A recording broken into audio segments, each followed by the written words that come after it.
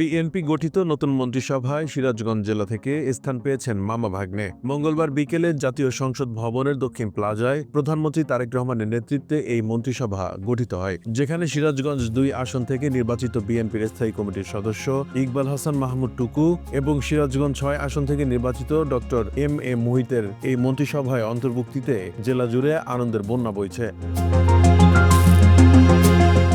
সূত্র অনুযায়ী অভিজ্ঞ রাজনীতিবিদ ইকবাল হাসান মাহমুদ টুকু নতুন সরকারের বিদ্যুৎ, জ্বালানি ও খনিজ সম্পদ মন্ত্রণালয়ের পূর্ণ মন্ত্রীর দায়িত্ব পেয়েছেন। এটি তার চতুর্থবারের মতো সংসদ সদস্য হিসেবে নির্বাচিত হওয়া। এর আগে ২০০১ সালের জোট সরকার আমলেও তিনি বিদ্যুৎ ও কৃষি প্রতিমন্ত্রীর দায়িত্ব পালন করেছিলেন। তার বাবা আবদুল্লাহ আল মাহমুদ ছিলেন পাকিস্তান সরকারের শিল্পমন্ত্রী। অন্যদিকে টুকুর আপন ভাগ্নে ডক্টর এম এ মুহিত প্রথমবারের মতো সংসদ সদস্য নির্বাচিত হয়েই স্বাস্থ্য ও পরিবার কল্যাণ মন্ত্রণালয়ের প্রতিমন্ত্রী হিসেবে শপথ নিয়েছেন। ডক্টর মুহিত আন্তর্জাতিক খ্যাতিসম্পন্ন চক্ষু বিশেষজ্ঞ ও সাবেক উপপ্রধানমন্ত্রী ডাক্তার এম এ মতিনের সুযোগ্য পুত্র।